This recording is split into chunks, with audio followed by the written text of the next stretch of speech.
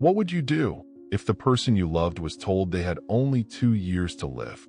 Would you run, or would you stay, knowing the road ahead would be filled with pain, sacrifice, and a ticking clock that couldn't be stopped? In 1965, Jane Wilde stood in a modest English church, her heart pounding beneath the delicate lace of her wedding dress. Across from her stood a young man with messy hair, thick glasses, and a shy smile, Stephen Hawking. To the guests, it was just another wedding. But Jane knew the truth. The man she loved was already living under a death sentence, and she was about to marry him anyway. The doctors had been clear. Stephen had been diagnosed with ALS, a disease that would steal his ability to move, speak, and eventually even breathe. They told him he had maybe 2 years left. He was 23. She was 21. Yet here they were, staring into each other's eyes, promising forever in the face of almost certain tragedy. This photograph, the one you see now, is more than just a wedding picture. It's a snapshot of defiance. The defiance of a young couple daring to love when logic said they shouldn't. Stephen looked happy, but there was an unspoken urgency in his smile. He had already begun to feel his body betray him. Simple tasks were harder. His steps were slower. But Jane wasn't marrying the illness. She was marrying the man, the brilliant, curious, stubborn mind she believed was destined to change the world. The ceremony was small, intimate. Friends and family saw only the joy. They didn't hear the silent promises being made beyond the vows. Promises to fight for every day, to endure sleepless nights in hospital rooms, to protect dreams that disease would try to destroy. For Jane, in sickness and in health wasn't just a phrase. It was a battle plan. And for Stephen, marrying Jane wasn't an act of desperation.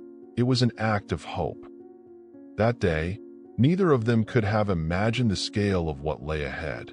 The groundbreaking theories, the best-selling books, the voice that would speak through a machine to inspire millions. Nor could they have foreseen the toll it would take on their love, their family, and their own hearts. This image freezes time at the very edge of that journey. Before the wheelchairs, before the machines, before the weight of the world knew his name. It is a portrait of two people who chose to walk into the storm together. And as the photographer clicked the shutter, Stephen Hawking and Jane Wilde sealed not just their marriage, but a pact with fate. A pact that would change the course of science and test the limits of love itself. The day after the wedding, the world looked the same, but for Stephen and Jane, everything had changed. The vows had been spoken, the rings exchanged, but now, reality began to set in. For Stephen, the signs of ALS were becoming harder to ignore. His hands trembled slightly when he tried to button his shirt. Climbing stairs left him breathless. He noticed his balance faltering, as if the ground beneath him had turned treacherous. And yet, he refused to slow down. Jane saw it all. She noticed how he sometimes gripped the edge of the table when he stood, or how he'd subtly shift his weight to hide a stumble. But she didn't call attention to it. They had promised each other that life would go on as normal, for as long as possible. At Cambridge, Stephen's mind blazed with ideas. He was still working on his PhD, exploring the mysteries of black holes, time, and the very origin of the universe. His professors recognized his brilliance, but they also saw the shadow that hung over him. Privately, some wondered if he would live long enough to finish his work. The prognosis from his doctors loomed over them like a dark cloud. 2 years. 2 years to fall deeper in love. 2 years to dream. 2 years to live as if the disease wasn't tightening its grip with every passing day. Friends didn't know the details. To them, Stephen was just a shy, brilliant young man with a charming smile. Jane was the spirited, beautiful woman who had captured his heart. They didn't see the late nights when Stephen's legs cramped so badly he couldn't sleep. They didn't hear the quiet conversations in the dark when Jane would reassure him. Even though she was terrified herself, every day became a race against time. But here's what made their story so extraordinary. Instead of letting the ticking clock crush them, they learned to live in the seconds. A walk through the park wasn't just a walk, it was a victory over the disease. A shared cup of tea wasn't just a routine, it was a memory in the making. Still, there was an unspoken truth between them. They both knew that one morning, Stephen might wake up unable to stand. One day, his voice might falter, his words trapped inside a mind that was sharper than ever, but locked inside a failing body. That knowledge could have broken them. Instead, it bound them closer. This was the beginning of their fight, not just against ALS, but against despair itself. And in those first months of marriage, they began to discover something no doctor could have predicted. Stephen Hawking was not a man who would give up, and Jane Wilde was not a woman who would let him. It started with a fall, not a dramatic collapse, not the kind that brings people running. Just a small trip on an uneven step outside the university library. But for Stephen, it was a warning shot. His body was whispering a truth he didn't want to hear. I can't be trusted anymore. The changes came faster now. His walk grew stiff, his handwriting more cramped. His voice, once strong and steady, began to carry a slight slur, as if each word had to fight its way out. Jane noticed it all, but what she noticed most was his silence about it. He never complained, never let frustration show in public. But behind closed doors, the truth would sometimes slip out. A sigh of exhaustion after climbing the stairs.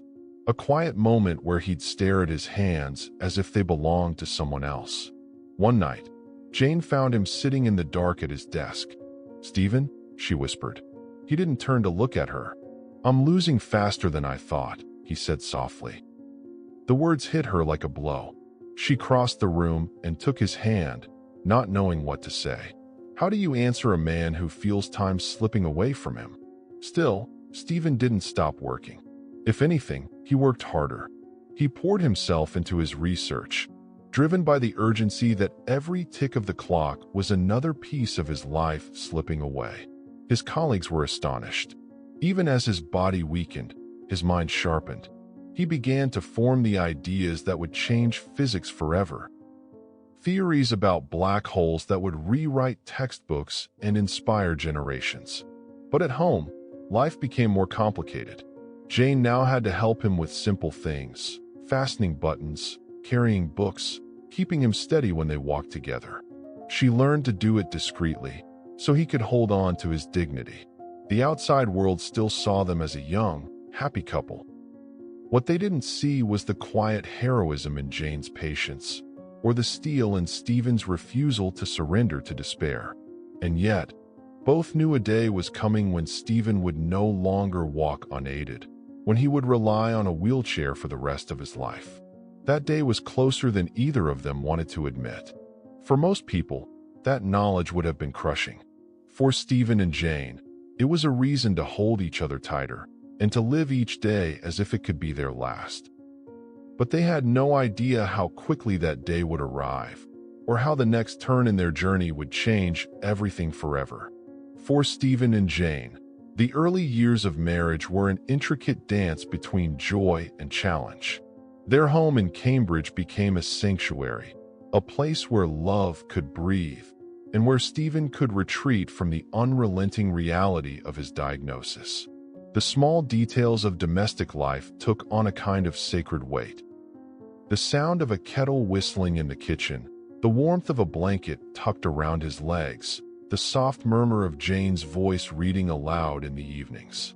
These were the moments that stitched their lives together. But ALS is a thief with endless patience. At first, it stole only small things: his balance, his ability to run, the steadiness of his hand when writing. Then it began to take more. The strength in his legs, his independence in daily tasks, the confidence that his body would obey him without hesitation. Each loss was a silent funeral, a goodbye to some small freedom he would never get back. Jane became not just his wife, but his lifeline, caregiver, nurse, advocate, and emotional anchor. She was young, barely in her 20s, yet carried a weight that would have broken many. Friends and family admired her devotion, but admiration didn't make the nights any easier when Stephen would wake, frustrated, unable to move, and she would have to help reposition him in bed. Love was there, fierce and unyielding, but so too was exhaustion. The outside world moved on with its usual indifference. While Stephen's disease progressed, the universe kept spinning. The newspapers carried stories of political upheavals, moon landings, and cultural revolutions, as if mocking the fact that time was racing ahead for everyone. While, for Stephen, each passing month brought new physical limitations. Yet inside that shrinking body, something else was happening. His mind, his extraordinary, restless, ravenous mind, seemed to grow sharper with every physical setback. If his body would no longer carry him forward, his intellect would. He began to immerse himself more deeply in his research on black holes, time, and the origins of the universe. For Stephen, physics wasn't just a profession, it became a form of rebellion. The disease could take his mobility, but it would not take the one thing that made him feel truly alive: his ability to think, to imagine, to ask questions that no one else dared. Jane understood this in ways few others could. She saw that Stephen's work was more than ambition, it was survival. She adapted their lives around his academic needs, arranging their schedules around his lectures and research meetings. She learned to navigate the academic world, balancing Stephen's career with the practical demands of his illness. Still, cracks began to appear, not in their love, but in the relentless pressure of daily life. Friends would occasionally remark on how inspiring their marriage was, but inspiration doesn't pay for wheelchairs, specialized equipment, or home modifications. The cost, emotional, physical, and financial, was mounting. Jane rarely spoke of it aloud, but some nights, when the house was quiet, she would feel the weight pressing in on her from all sides. She was living two lives, her own and Stephen's, and it was a burden few could truly understand. For Stephen, there was a growing awareness that his condition was progressing faster than doctors had initially predicted. Every fall, every small accident, was a reminder that his time was not infinite. And yet, there was no panic in him, only an intensified urgency to work. Each equation solved, each paper published, felt like an act of defiance against the clock that ticked so loudly in the background of his life. Their love story in these years was not the kind written in fairy tales. It was messy, exhausting, and often heartbreaking, but it was also fierce, tender, and stubbornly resilient. In a world where so much was slipping beyond their control, they clung to the small victories. A day without a fall, a lecture delivered without incident, a quiet evening with the children asleep and the two of them alone, just talking. By the late 1960s, Stephen's name was beginning to circulate in academic circles, not just for his promising work, but for the almost mythical story of the young physicist defying a terminal diagnosis. Students who attended his lectures would leave both awed and unsettled. Awed by the brilliance of his mind, unsettled by the sight of a man whose body was failing while his intellect burned brighter than ever. In the quiet moments after lectures, Stephen would sometimes sit in his wheelchair by the window of his study, watching the rain streak down the glass. To others, it might have looked like contemplation of the weather. But in those moments, he was thinking about the nature of time itself, the thing that was slowly, methodically dismantling his body. Time was his enemy, his obsession, and his muse. For Jane, these years were a test of endurance unlike anything she had imagined on their wedding day. Yet when people asked her if she regretted marrying Stephen, her answer was immediate and unwavering. No, never. Love, in its truest form, was not about ease or perfection. It was about staying when staying felt impossible. The relentless march of time spared no one, but for Stephen and Jane, it had a particular cruelty. Each day brought them closer to an uncertain future, yet neither of them stopped moving forward in the ways they could. For Stephen, that meant equations, lectures, and the unending pursuit of knowledge. For Jane, it meant holding the line, keeping their home, their marriage, and their family steady, even when the ground beneath them felt like it was shifting. In the end, it was this unspoken pact between them, this mutual refusal to surrender, that carried them through the darkest days. The disease could take almost everything, but it could not take the bond they had forged in the fires of shared struggle. And in that way, they were already defying the odds. From the outside, Stephen Hawking's life appeared to be a solitary battle, a man locked in a fight with his own failing body. But in truth, this was never a journey he took alone. Around him swirled a constellation of people, family, friends, colleagues, and strangers, all drawn into the gravity of his determination. And at the heart of that orbit was Jane, his wife, who bore the weight of a shared promise that no matter how dark the path became, they would walk it together. In Cambridge, the couple's home had become a hub of quiet resilience. Friends would drop by in the afternoons, bringing tea and conversation, sometimes a little gossip from the university. One of Stephen's closest friends, Brian, would pull up a chair and begin reading aloud from the latest physics journals, knowing that Stephen could no longer write easily, but could still absorb every word. Between sentences, they would joke, Hawking's humor still sharp enough to cut through the fog of illness. But there were also visits from people Jane barely knew. Students who had heard whispers about the brilliant young physicist in a wheelchair, strangers moved by the story of a man refusing to yield to a diagnosis. Some came out of curiosity, others with genuine warmth. Jane received them all with grace, guarding Stephen's energy, but also recognizing that his story was already inspiring others, even as it was still being written. There were more difficult visitors too, doctors and specialists, each with a clipboard and a vocabulary of caution. One neurologist, after examining Stephen, pulled Jane aside and said, "It's time to start preparing for the end." Jane's hands trembled, but her voice did not. "We've been preparing for life," she replied. And she meant it.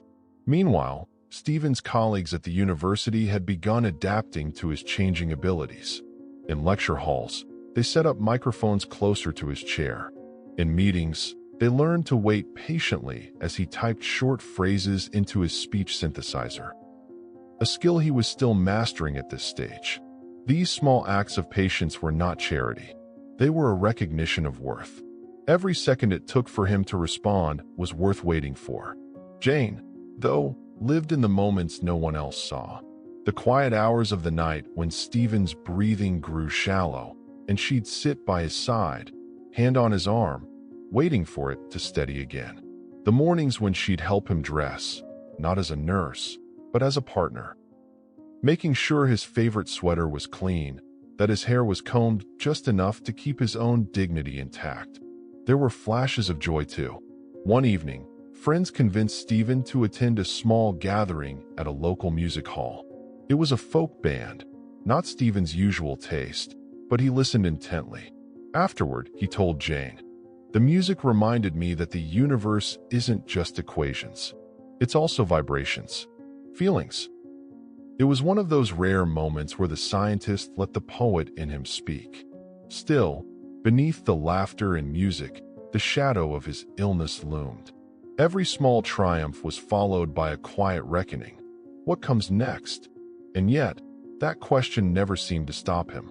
In fact, it seemed to push him forward. Jane often marveled at his ability to focus on the next challenge, the next idea, as if his body's decline was merely a background noise he could choose to ignore. She once asked him, during a rare quiet morning, "How do you keep going without thinking about the end?"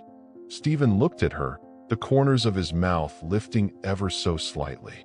"Because thinking about the end," he said, "is the fastest way to get there." That line would stay with her for the rest of her life.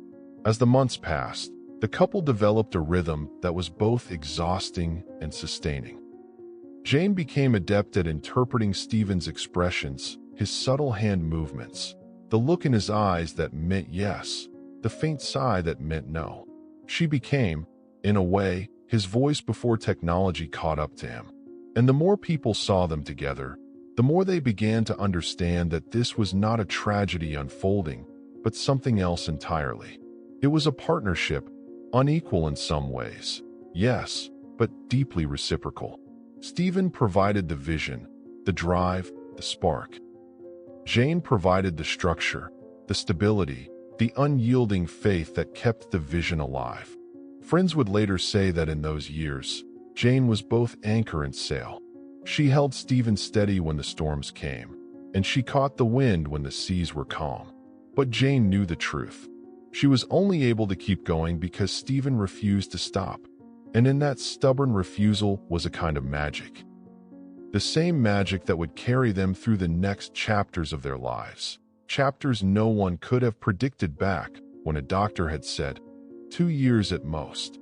In the end, the weight of a shared promise was heavy, but it was also the very thing that kept them from sinking.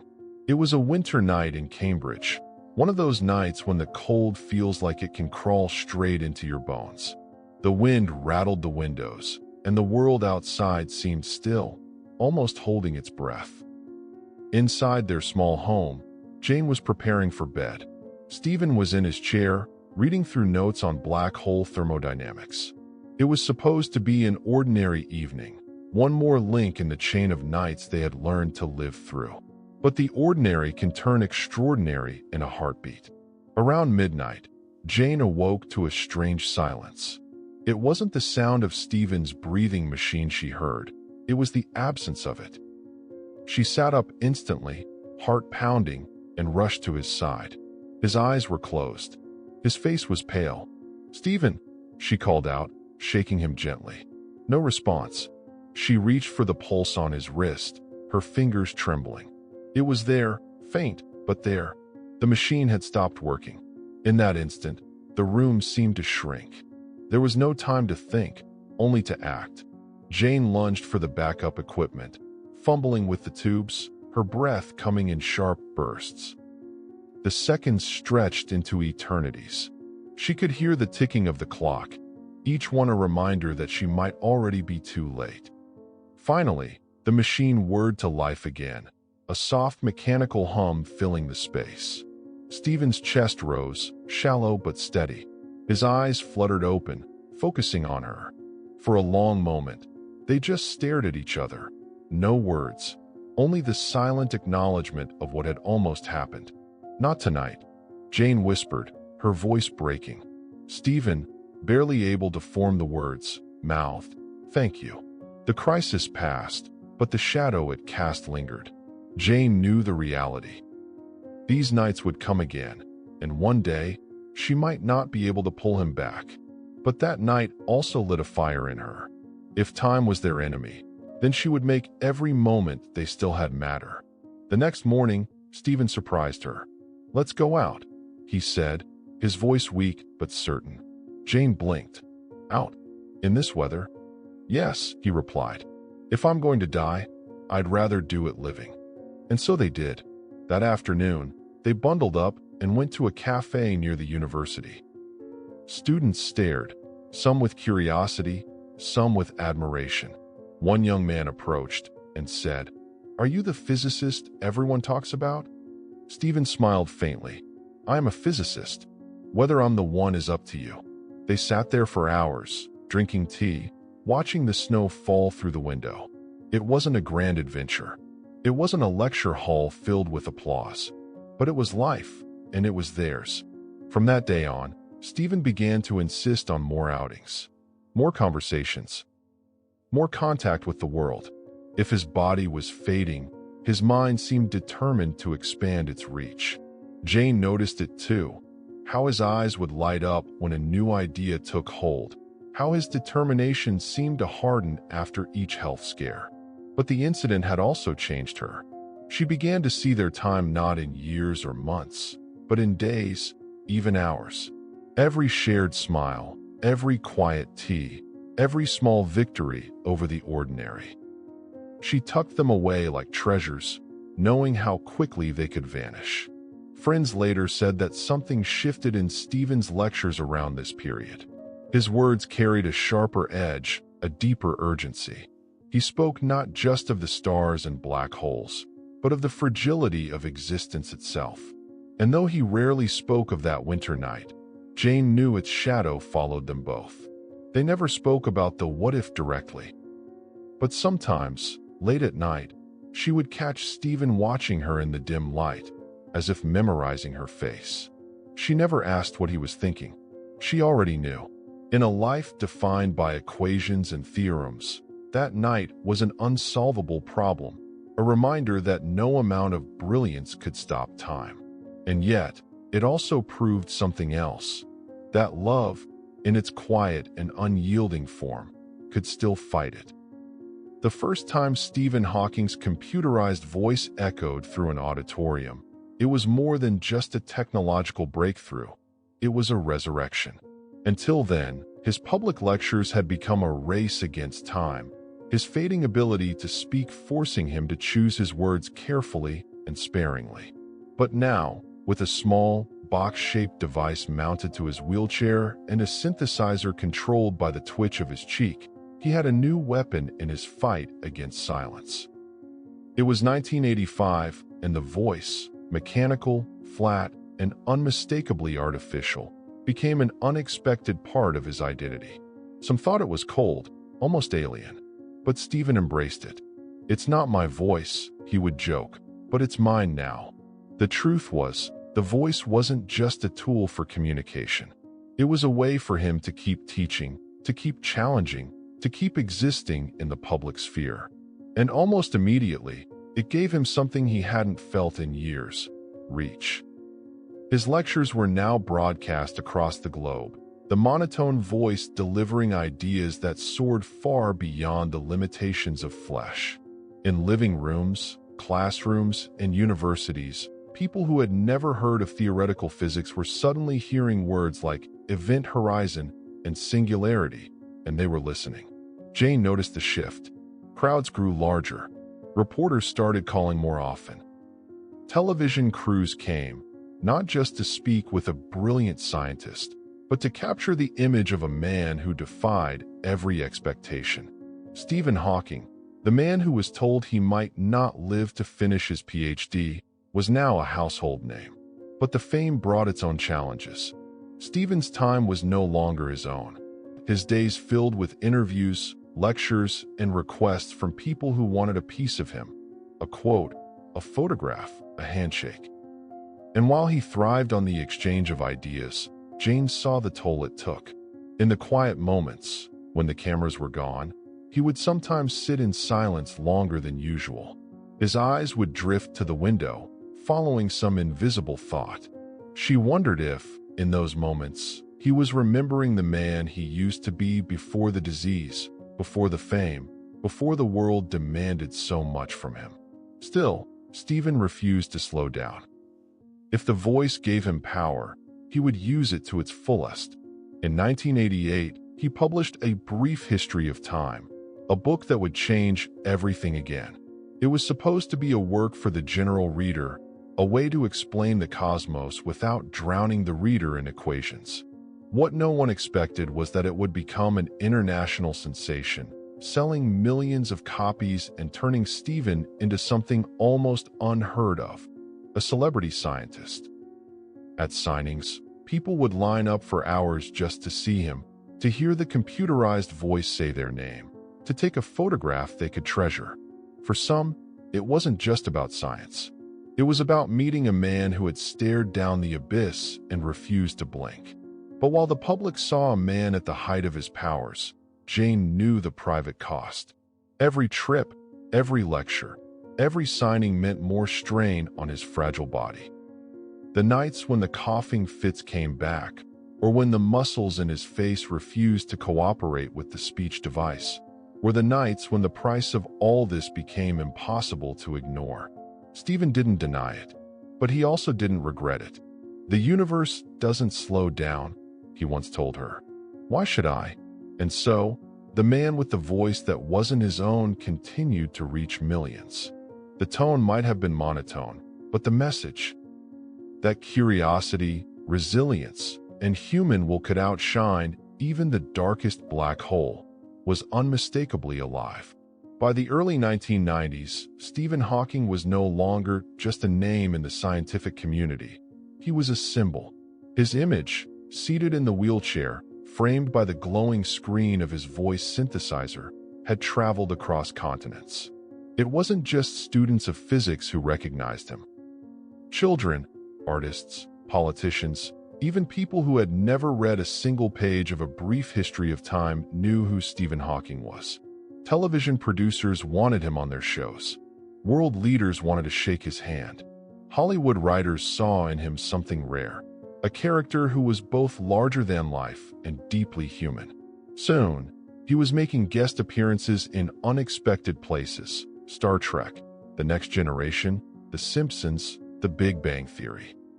For a man who spent his life exploring the most abstract corners of the universe, pop culture was a new kind of frontier, and he navigated it with the same wit and curiosity he brought to his science.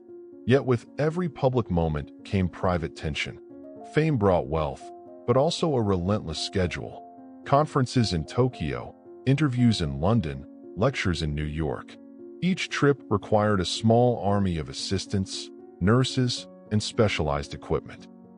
Every hotel room had to be adapted, every venue prepared for the arrival of a man whose physical needs were as complex as his mind was sharp.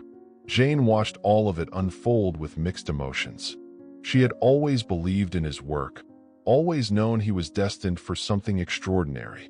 But the more Stephen became Hawking, the public figure, the icon, the less he seemed like the man she had married. They still shared quiet moments, but they were rare now, swallowed by the constant demands of the outside world.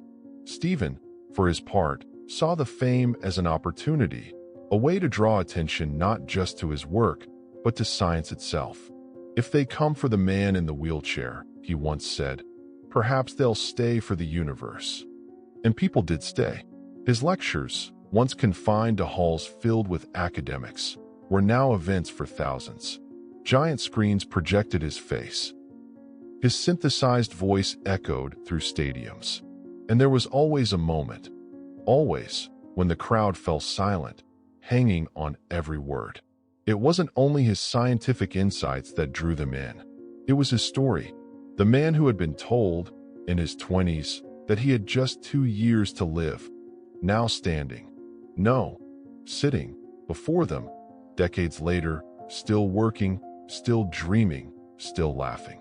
But the legend came with a cost that no one saw from the outside. Every public appearance meant hours of preparation. Every new book meant long nights wrestling with ideas while battling a body that refused to cooperate. And as the years went on, his health challenges became more unpredictable. There were hospital stays the public never heard about, close calls that left Jane awake all night, wondering if this time the doctors were right, if this time the fight was over. Yet every time, Stephen came back. Perhaps it was stubbornness. Perhaps it was the same relentless curiosity that drove him to look deeper into the mysteries of black holes. But he never stopped. And in doing so, he became more than a scientist. He became a symbol of endurance, of intellect triumphing over adversity, of the sheer force of will. By now, his face was on posters, his quotes on coffee mugs, his voice sampled in music albums. People who knew nothing about relativity could still recognize the cadence of his machine-like speech. And yet, beneath the iconography, Stephen remained, at least to himself, simply a man doing what he loved. One night, after a long lecture tour, Jane found him in the living room, staring at the night sky through the window. The stars were faint above the city lights, but he looked at them as though he could still see the great expanse beyond. When she asked what he was thinking, he simply said, "I used to look up and think about how small I was. Now I look up and think about how big the questions are." In that moment, Jane realized something important. Stephen's journey had taken him far beyond the walls of academia, far beyond the physical limitations of his body. He had become part of a much bigger story, one that was still being written, and one that, perhaps, would never truly end. By the mid-1990s, the image of Stephen Hawking as the world knew it, the unshakable scientist, the wry humorist, the voice of cosmic wonder, had become almost mythic. But behind the flash of cameras and the applause of lecture halls, the daily reality was far more complicated. Every trip, every event, every standing ovation came at a price that was invisible to the public. Stephen's body, already fragile, was under constant strain. He was more prone to infections, more dependent on machines, and more at risk than ever. Yet his schedule kept accelerating. The invitations weren't slowing down, they were multiplying. For Jane, the woman who had stood beside him since before the world knew his name, the strain was no longer something she could brush aside. She had been his anchor, his voice when his failed, his steady hand when the world became chaotic. But now, their home felt less like a refuge and more like a staging ground for the next public engagement. There were moments when Jane would look at him across a crowded room, surrounded by journalists, dignitaries, and strangers, and feel like she was watching a figure she barely knew. He was Stephen Hawking to them, but to her, he was Stephen, the young man she once danced with in the living room, the man who used to ask her about poetry, not press releases. The gap between those two versions of him was widening. At times, Stephen seemed consumed not just by his scientific work, but by the machinery of his own fame. The team around him had grown: assistants, medical staff, publicists, and Jane often felt like she had been quietly replaced in roles she once filled. One evening, after a particularly exhausting charity gala, Jane confronted him. The room was dark, lit only by the dim glow of his computer screen. "Do you even see me anymore?" she asked quietly. Stephen's response came slowly, his synthetic voice breaking the silence. "I see you, and I see the universe. But sometimes they blur." It was not the answer she wanted, but it was the truth. Their marriage, already tested by years of illness and sacrifice, was now under the weight of something neither of them had fully anticipated: the relentless gravity of celebrity. It wasn't just about science anymore.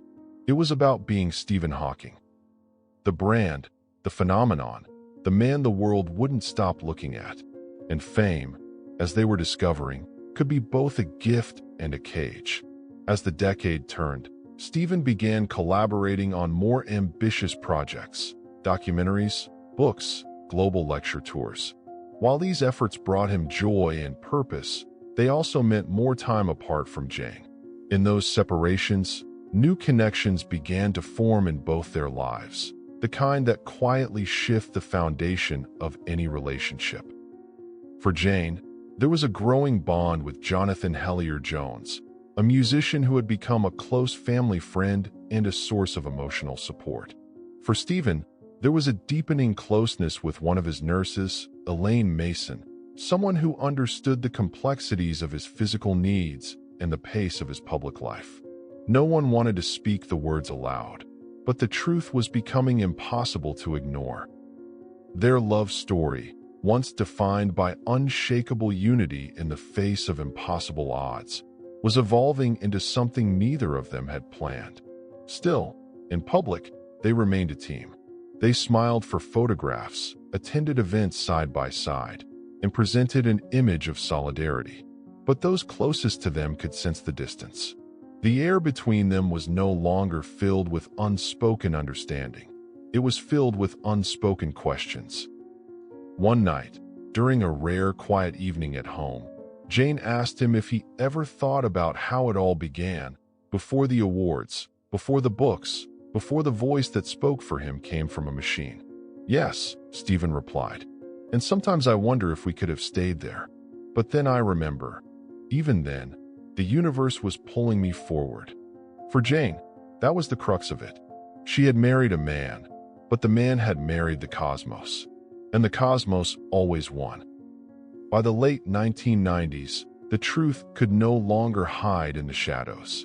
The public image of Stephen and Jane Hawking as an inseparable pair was beginning to fracture, and the cracks were becoming visible to those who looked closely. Stephen's life was a whirlwind. High-profile lectures, collaborations with Hollywood, television appearances, book tours across continents. For a man whose doctors had once predicted only a few years to live, he seemed unstoppable. But his personal life was moving on a very different trajectory. Jane, after decades of caregiving, had reached a breaking point. Her relationship with Jonathan Hellier-Jones had grown into something she could no longer deny, a source of comfort and companionship that filled the emotional gaps left in her marriage. And Stephen's connection with Elaine Mason, his nurse, had deepened beyond the boundaries of professional care. At first, there was no confrontation. Both Stephen and Jane were too dignified and too tired for dramatic scenes. Instead, the shift came in subtle ways. Jane spending more time away from public events, Stephen traveling with different companions, their conversations growing shorter, their silences longer. Friends began to notice. Some were supportive, understanding the extraordinary strain their marriage had endured. Others whispered behind closed doors, wondering how the most iconic couple in science could be on the verge of parting ways. For Jane, the choice was not about abandoning Stephen. She had given more than half her life to him. Through nights of medical emergencies, years of physical strain, and the constant public spotlight. But she had reached a point where she needed to reclaim her own life, her own identity, beyond being Stephen Hawking's wife. For Stephen, the shift was different. His relationship with Elaine brought a new kind of independence. She was strong-willed, unafraid to challenge him, and completely immersed in the demands of his medical and public schedule. For the first time in years, Stephen felt he could separate his personal care from the emotional weight it placed on Jane. It was not bitterness that ended their marriage, but inevitability. They had traveled together through storms most couples could never imagine, but now their orbits were pulling them in different directions. In 1995, Stephen and Jane separated. 2 years later, they finalized their divorce. Stephen married Elaine Mason in 1995, and Jane went on to marry Jonathan in 1997. The world, of course, had its opinions. The tabloids feasted on the story, twisting it into tales of betrayal and scandal. But those who truly knew Stephen and Jane understood something else. This was not the end of a love story. It was simply a transformation. Their shared history would always bind them, even if their futures no longer aligned. In time, the tension that had defined the final years of their marriage eased. Jane and Stephen rebuilt a friendship, one that would endure until his final days.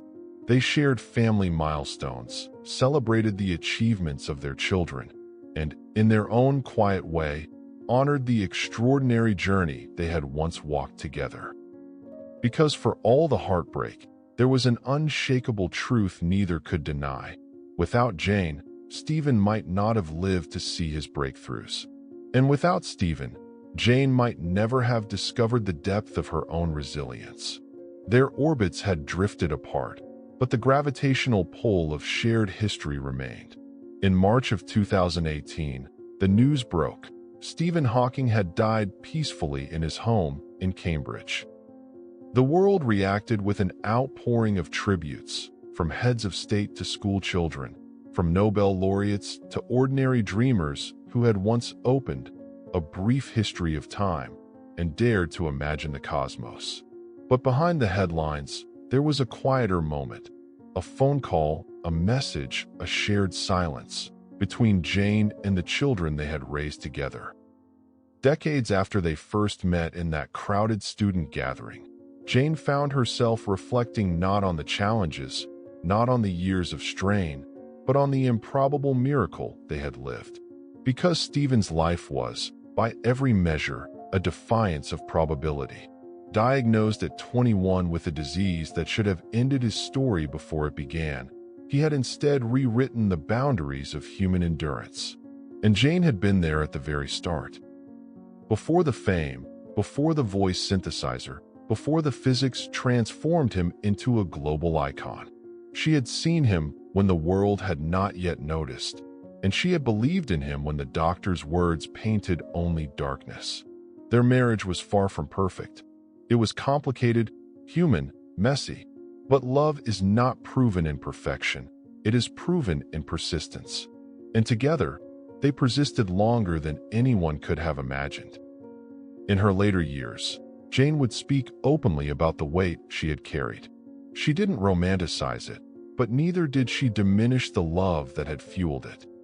She once said, "You either accept the life you're given and make the best of it, or you turn away." I chose to stay. Those words, simple and unadorned, hold the quiet power of truth. Stephen, for his part, rarely spoke about the emotional side of their marriage in public. But in his own way, he acknowledged it. When asked once about the greatest factor in his survival, he answered, "Having something to live for." Those who knew him understood exactly who he meant. Even after their divorce, their story did not fade. Jane was there when Stephen received standing ovations in packed lecture halls, when films about his life brought him back into the cultural spotlight, when their children achieved milestones that once seemed impossible in the shadow of his illness. And in the end, Stephen's life was not a tragedy, it was a triumph. Not because he beat ALS, but because he refused to let it define the limits of his mind. He turned the most constricted body into the freest mind of his generation. That is why this photograph, Stephen and Jane on their wedding day, in the bloom of youth, holds such weight. It is not just the start of a love story. It is the opening frame of one of the most extraordinary human sagas ever lived. The image freezes them in a moment when the future was unknown, when possibility still hung like a star over their heads. It is easy to see the legend Stephen became and forget that he was once simply a young man who fell in love and a young woman who decided to walk beside him into the storm.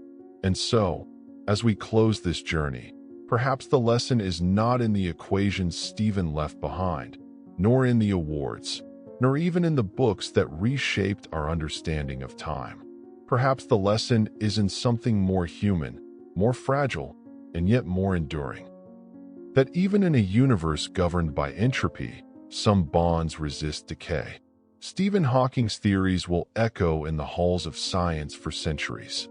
But the love story of Stephen and Jane, with all its brilliance and all its flaws, will continue to echo in the quiet corners of human hearts, where courage and devotion are weighed not in years, but in moments. And maybe that's the truth of it. The light that outshone the darkness was never just the mind of Stephen Hawking. It was the life he built and the people who helped him live it.